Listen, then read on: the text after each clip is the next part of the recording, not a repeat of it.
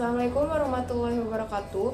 Kami dari kelompok 9 akan menjelaskan mengenai teori konstruktivistik. Sebelumnya kami mengucapkan kepada Bapak Alfiandi Wari Handoyono MPD selaku dosen pengampu mata kuliah psikologi dan bimbingan peserta didik. Adapun kelompok-kelompoknya sebagai berikut. Yang pertama, saya sendiri Masul Latifah. Yang kedua, Isma Haifa Yasmin. Yang ketiga, Hazia Nofaizah. Dan yang keempat, Syahra Khairunisa. Yang pertama yang akan kami jelaskan yaitu mengenai pengertian teori konstruktivisme. Konstruktivisme berarti bersifat membangun.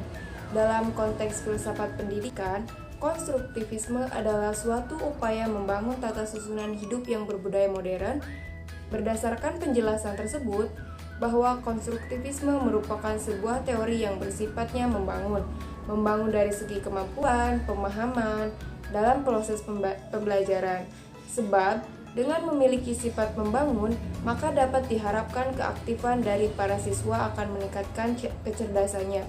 Jadi, untuk teori konstruktivisme adalah teori yang bersifat membangun dalam dunia pendidikan, membangun kemampuan, pemahaman, dan dalam proses pembelajaran. Teori konstruktivisme menurut para ahli. Yang pertama menurut Hill, sebagai pembelajaran yang bersifat generatif, yaitu tindakan menciptakan sesuatu makna dari apa yang dipelajari. Menurut Hill, konstruktivisme merupakan bagaimana menghasilkan sesuatu dari apa yang dipelajarinya.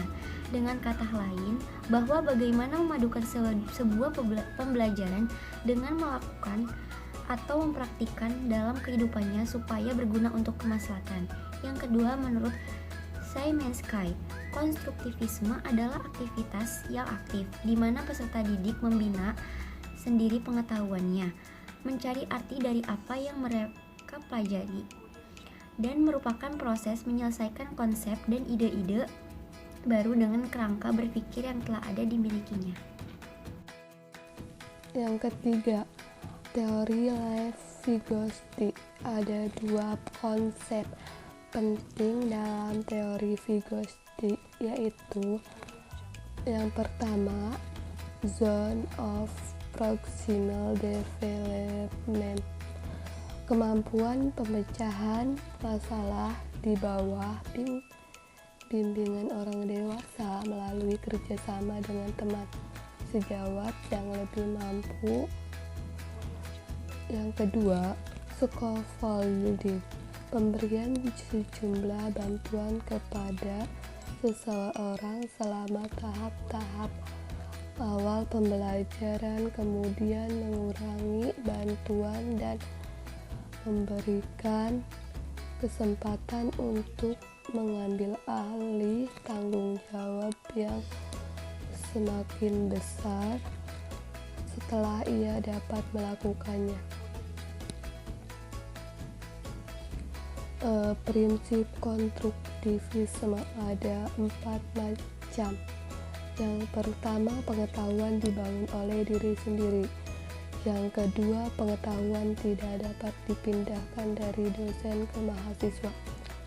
Yang ketiga, mahasiswa aktif mengonstruksi secara terus-menerus sehingga selalu terjadi perubahan konsep ilmiah. Yang terakhir, dosen sekedar membantu menyediakan sarana dan situasi agar proses konstruksi berjalan dengan lancar. Karakteristik pembelajaran konstruktivisme. Menurut River dan Bell, yang pertama, mahasiswa tidak dipandang sebagai sesuatu yang pasif, melainkan memiliki tujuan. Yang kedua, belajar mempertimbangkan seoptimal mungkin proses keterlibatan mahasiswa. Yang ketiga, pengetahuan bukan sesuatu yang datang dari luar, melainkan diskonstruksi secara personal. Yang keempat, pembelajaran bukanlah transmisi pengetahuan. Dan yang terakhir, kurikulum bukanlah sekedar dipelajari, melainkan seperangkat pembelajaran, materi, dan sumber. Aplikasi teori konstruktivistik dalam pembelajaran.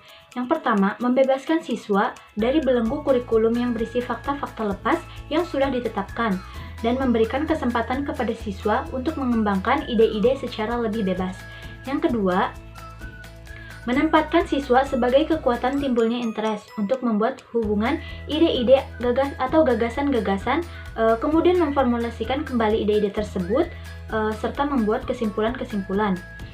Yang ketiga, guru bersama-sama siswa mengkaji pesan-pesan penting bahwa dunia adalah kompleks, di mana terjadi bermacam-macam pandangan tentang kebenaran yang datangnya dari berbagai interpretasi.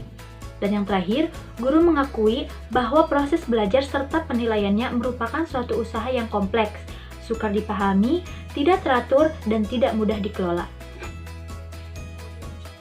Kesimpulan, konstruktivisme berarti bersifat membangun. Dalam konteks filsafat pendidikan, konstruktivisme adalah suatu upaya membangun tata susunan hidup yang berbudaya modern. Konstruktivistik menekankan peranan utama dalam kegiatan belajar adalah aktivitas mahasiswa dalam mengkonstruksi pengetahuannya sendiri. Segala sesuatu seperti bahan, peralatan, lingkungan, dan fasilitas lainnya disediakan untuk membangun pembentukan tersebut. Mahasiswa diberi kebebasan untuk mengungkapkan pendapat dan pemikirannya sendiri tentang sesuatu yang dihadapi. Dengan cara demikian, mahasiswa akan terbiasa dan terlatih untuk bersifat kritis, kreatif, dan maupun mempertanggungjawabkan pemikirannya secara pribadi. Mungkin cukup sekian penjelasan dari kelompok kami. Kurang lebihnya mohon dimaafkan. Wabillahi taufiq wal hidayah. Wassalamualaikum warahmatullahi wabarakatuh. Thank you for watching.